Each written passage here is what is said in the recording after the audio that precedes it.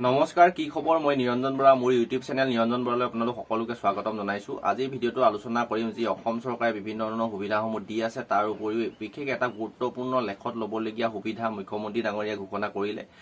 যিসকল আমাৰ দুখীয়া মধ্যবিত্ত ঘৰৰ ল'ৰা ছোৱালী আছে, তেওঁলোকে এতিয়া চাকৰি পোৱাত বহুতো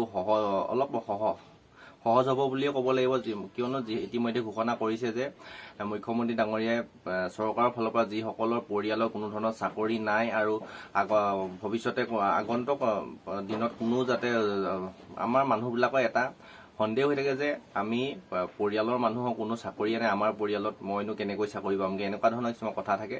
এতিয়া হয় সেইখিনি মানুহে চাকৰি পাবলৈ অলপ সুবিধা হ'ব, কোনে কোনে কিমান কি সুবিধা পাব গোটেইখিনি ডিটেইলি আলোচনা কৰিম, ভিডিঅ'টোত আপোনালোকক বুজাই দিম। ভিডিঅ'টো আৰম্ভ কৰাৰ আগতে মোৰ চেনেলটো যদি এতিয়ালৈ ছাবস্ক্ৰাইব কৰিছে তেন্তে বহুত বহুত ধন্যবাদ, আৰু যদি ছাবস্ক্ৰাইব কৰা নাই তেন্তে ছাবস্ক্ৰাইব কৰি কাষতে থকা বেল আইকনটো প্ৰেছ কৰি অল কৰি থৈ দিব। তেতিয়াই মই এনেধৰণৰ চাকৰি আপডেটৰ লগতে গুৰুত্বপূৰ্ণ ভিডিঅ'সমূহ, ডিফেন্সৰ চাকৰি হওক যিকোনো চাকৰি ৰিলেটেড ভিডিঅ'সমূহ আগবঢ়াই গ'লে আপোনালোকে তাৰ নটিফিকেশ্যন পাব, ভিডিঅ'সমূহ কণ্টিনিউ চাই থাকিব পাৰিব। আহক এতিয়া আমি ভিডিঅ'টো আৰম্ভ কৰোঁ। যিহেতু এইটো ইলেকশ্যনৰ আগতে মুখ্যমন্ত্ৰী ডাঙৰীয়াই ঘোষণা কৰিলে যে যেতিয়া ইলেকশ্যনৰ প্ৰচাৰৰ বাবে বিভিন্ন অনুষ্ঠানবিলাক কৰিছে বা বিভিন্ন মিটিংবিলাকত যেতিয়া মুখ্যমন্ত্ৰী ডাঙৰীয়াই কৈছিলে, অলপ দিনৰ আগতে কৈছিলে যে যিসকলৰ পৰিয়ালত বৰ্তমানলৈকে এটাও চাকৰি পোৱা নাই তেওঁলোকক 5 নম্বৰ দিব বুলি কৈছিলে, কিন্তু আকৌ কেইদিনমানৰ পিছতে মুখ্যমন্ত্ৰী ডাঙৰীয়াই নিজেই ঘোষণা কৰিলে যে কোনোবা এখন কোন ডিষ্ট্ৰিক্টত মই পাহৰিছোঁ, আপোনালোকৰ ভিডিঅ'টো লগাই দিম বাৰু। তাত ঘোষণা কৰিলে যে কি হয়, আমি যেতিয়া যিকোনো এটা চাকৰিৰ কাৰণে প্ৰিপেৰেশ্যন কৰোঁ, অসম পুলিচতে হওক বা 3rd গ্ৰেড 4th গ্ৰেডে হওক, যিকোনো হয় ADR যিকোনো অসম চৰকাৰৰ চাকৰিৰ কাৰণে বা বিভিন্ন ভাৰত চৰকাৰৰ চাকৰিৰ কাৰণে যেতিয়া আমি প্ৰিপেৰেশ্যন কৰোঁ, তেতিয়া আমাৰ পৰিয়ালৰ মানুহ বা গাঁৱৰ ওচৰ চুবুৰীয়া মানুহ এটা কথা থাকে যে আমি প্ৰতিটো ক্ষেত্ৰতে শুনিবলৈ পাওঁ, আমাৰ পৰিয়ালত এটাও মানুহৰ চাকৰি নাই আৰু ভৱিষ্যতেও কোনো চাকৰি পোৱা নাই, আমিনো ক'ত চাকৰি পাম, বা যিসকলে কিবা এটা কৰি কষ্ট কৰি নিজৰ সামৰ্থ্য অনুযায়ী নিজৰ যোগ্যতাৰ বলত চাকৰিটো কৰিবলৈ বিচাৰে, তেওঁলোককো কিছুমানে মনবিলাক ভাঙি দিয়ে যে পৰিয়ালতে হাত পুৰুষতো চাকৰি পোৱা নাই, তহঁতিনো ক'ত চাকৰি পাবি, এনেকুৱা ধৰণৰ কথা কিছুমান শুনোৱাই এতিয়াও আছে। যেতিয়া আমি যিহেতু দেখিছোঁ অসম চৰকাৰৰ মুখ্যমন্ত্ৰী ডাঙৰীয়া হিমন্ত বিশ্ব শৰ্মা ডাঙৰীয়াই যথেষ্ট নিকা পদ্ধতিত যিসকলৰ ঘৰত দুখীয়া মধ্যবিত্ত ল'ৰা ছোৱালীৰ ঘৰত বহুত দৰিদ্ৰ পৰিয়ালৰ ল'ৰা ছোৱালীয়ে নিজৰ কষ্ট অনুযায়ী নিজৰ যোগ্যতাৰ বলত চাকৰিসমূহ পাই আছে, তথাপিতো কিছুমান এনেকুৱা অঞ্চলত এতিয়াও কিছুমান কথা প্ৰচাৰ হৈ থাকে যে পৰিয়ালতে চাকৰি নাই, হাত পুৰুষত চাকৰি নাই, ক'তনো চাকৰি পাই, কোনোবাই পইচা পাতি পাইছে বুলি কয়। কিন্তু মই নিজে প্ৰমাণ পাইছোঁ, আমি সকলোৱে নিজে দেখি আছোঁ যে যিসকল ল'ৰা ছোৱালীয়ে চাকৰি পাইছে হয়তো কোনো জনমতো চাকৰি নাছিলেই তেওঁলোকৰ পৰিয়ালত, নিজৰ যোগ্যতাৰ বলত ভালদৰে দৌৰিছে বা ভালদৰে পঢ়া শুনা কৰি যোগ্য নম্বৰ পাই চাকৰি পাইছে। আৰু এতিয়াতো আৰু অলপ সুবিধা হ'ল, মুখ্যমন্ত্ৰী ডাঙৰীয়াই নিজেই ঘোষণা কৰিলে, আগতে 5 নম্বৰ দিব বুলি কৈছিলে যিসকলৰ পৰিয়ালত বৰ্তমানলৈকে এটাও চাকৰি নাই। এতিয়া আকৌ মই এটা ভিডিঅ' পালোঁ, আপোনালোকক কথাখিনি জনাই দিওঁ বুলি ভিডিঅ'টো বনালোঁ। তাত কৈছে যে 10 নম্বৰ দিব যিসকলৰ পৰিয়ালত এটাও বৰ্তমানলৈকে চাকৰি নাই। সেইবাবে ধৰি লওক আপোনাক চাপ'জ উদাহৰণ এটা দিলোঁ, আপোনালোকৰ কাষ্টৰ বোলে কাট অফ গ'ল 70, আপুনি বোলে 60 নম্বৰতহে উঠাব পাৰিলে, তেতিয়া আপোনাৰ যদি পৰিয়ালৰ চাকৰি নাই তেতিয়া আৰু 10 নম্বৰটো চৰকাৰৰ ফালৰ পৰা দিয়ে দিব, তেতিয়া আপুনি আৰামছে চাকৰিটো পাবলৈ সুবিধা হ'ব। সেইবাবে আপোনালোকে যদি এতিয়াও মটিভেশ্যনটো হেৰুৱাই পেলাইছিলে যে আমাৰ পৰিয়ালতে চাকৰি নাই বা কিবা নাই, যিকোনো কাষ্টই হওক আপোনালোকে মটিভেশ্যনটো হেৰুৱাই নিদিব, মনত সাহস লৈ ভালদৰে পঢ়া শুনা কৰক। যদি ডিফেন্সৰ চাকৰি পুলিচত কাৰণে যদি প্ৰিপেৰেশ্যন কৰি আছে, কিন্তু অসম চৰকাৰৰ চাকৰিৰ ক্ষেত্ৰতহে এইটো কথা ঘোষণা কৰিছে, ভাৰত চৰকাৰৰ কথা ক্ষেত্ৰত বৰ্তমানলৈকে ঘোষণা কৰা নাই।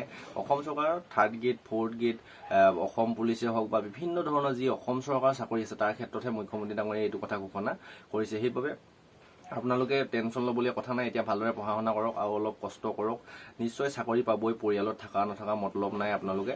আৰু 10 নম্বৰ যিহেতু চৰকাৰৰ ফালৰ পৰা দি দিব, আপুনি যদি মই কৈছোঁ 60 নম্বৰ 70 যদি কাট অফ যায়, 60 নম্বৰ যদি নিজে উঠায় আৰু 10 যদি পাই যায়, তেতিয়া আপোনাৰ চাকৰিটো পাবলৈ সুবিধা হ'ব, 70 ইজিলি হৈ যাব। যিসকলৰ পৰিয়ালত আগে পাছে চাকৰি আছে বা বৰ্তমানে পাইছে তেওঁলোকৰ কাৰণে অকণমান বেয়া খবৰ বুলিয়ে ক'ব লাগিব, তেওঁলোকৰ সেইটো নম্বৰ নাপাব।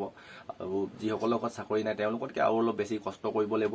আৰু এটা কথা দেই, 10 নম্বৰ পালে বুলিয়ে নহ'ব, আপোনালোকে কষ্টটো কৰিবই লাগিব, ভাল নম্বৰ এটা পাব লাগিব। আজিকালিতো দেখিছে কিমান 80-90 কাট অফ যায়, ল'ৰা ছোৱালীবোৰে ভালদৰে পঢ়া শুনা কৰে, ভালদৰে দৌৰা মেলা প্ৰেক্টিচ কৰে, সেইবাবে ভাল নম্বৰ পায়, আপুনিও ভাল নম্বৰ পাব লাগিব। সেই 10 নম্বৰত আশা কৰি বহি থাকিলেও নহ'ব। এতিয়া মই ভিডিঅ'টো লগাই দিছোঁ, আপোনালোকে চাই লওক।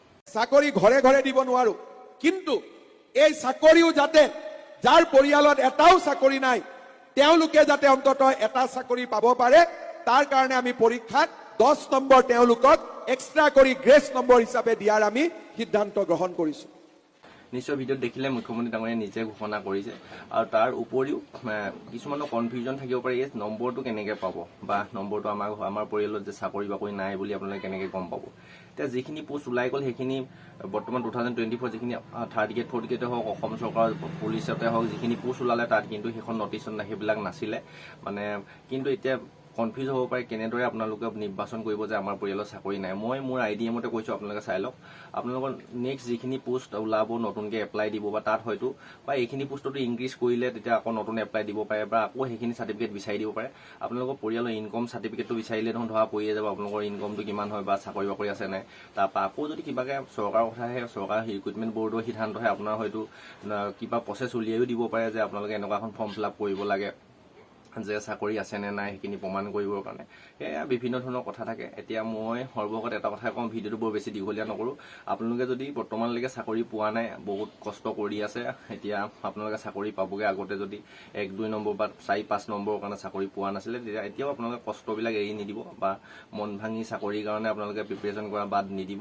যিহেতু ইণ্টাৰভিউবিলাক সোনকালে হ'ব, জুন জুলাইত আছাম পুলিচৰ ইণ্টাৰভিউ হ'ব বুলি কৈছে। তাৰপৰা আগষ্ট ছেপ্টেম্বৰত 3rd গ্ৰেড 4th গ্ৰেডকে ইত্যাদি কৰি যিখিনি ভেকেঞ্চি বৰ্তমান এপ্লাই হৈ গ'ল কামাণ্ডো বেটেলিয়ানকে আদি কৰি সকলোবিলাকৰ ইণ্টাৰভিউবিলাক খুব সোনকালে হ'ব। আৰু বৰ্তমান চৰকাৰৰ দিনত আমি দেখি আছোঁ নিকা পদ্ধতিতে হৈ আছে চাকৰিবিলাক। আপোনালোকে কষ্ট কৰক, আপোনালোকৰ লক্ষ্য উদ্দেশ্য পূৰণ কৰক। তাৰেই কাৰণে ভগৱানৰ ওচৰত প্ৰাৰ্থনা জনাইছোঁ। আপোনালোকে মুঠতে প্ৰিপেৰেশ্যনটো এৰি দিয়ক, পঢ়া শুনাটো কৰি থাকক, ফিজিকেলটো মেইন, সকলোবিলাকৰ পাৰ্গত এক্সপাৰ্ট হ'ব লাগিব। তেতিয়াহে আপুনি বেষ্ট অফ দ্য বেষ্ট হ'লেহে বৰ্তমানৰ প্ৰতিযোগিতাৰ যুগত লাখ লাখ নিবনুৱা ল'ৰা ছোৱালীৰ মাজত আপুনি 1000টাৰ ভিতৰত 1 নম্বৰত থাকিব লাগিব, তেতিয়াহে চাকৰি পাবলৈ সক্ষম হ'ব। নিশ্চয় ভিডিঅ'টো কথাখিনি গম পাই যদি ভাল লাগিলে লাইক কৰিব আৰু আপোনাৰ লগৰ বন্ধু বান্ধৱীলৈ অকণমান ভিডিঅ'টো শ্বেয়াৰ কৰি দিব। তেওঁলোকৰো কথাখিনি গম পাব, মনত উৎসাহ পাব আৰু দুগুণ চেষ্টা কৰিবৰ কাৰণে সপোনৰ চাকৰিটোৰ কাৰণে। আজিৰ ভিডিঅ'টো ইমানতে ৰখাইছোঁ। ঘৰখন, পৰিয়ালটো, সমাজখন তথা দেশখনৰ উন্নতিৰ হকে প্ৰতিটো ক্ষেত্ৰতে কাম কৰি যাওক। আপোনালোকৰ লক্ষ্য উদ্দেশ্য সোনকালে পূৰণ হওক, তাৰে কাৰণে ভগৱানৰ ওচৰত প্ৰাৰ্থনা জনাইছোঁ। নেক্সট আকৌ অন্য এটা অতি গুৰুত্বপূৰ্ণ ভিডিঅ'ৰ সৈতে আপোনালোকৰ সন্মুখত লগ পোৱাৰ প্ৰতিশ্ৰুতিৰে আজিৰ ভিডিঅ'টো ইমানতে ৰখাইছোঁ। ধন্যবাদ।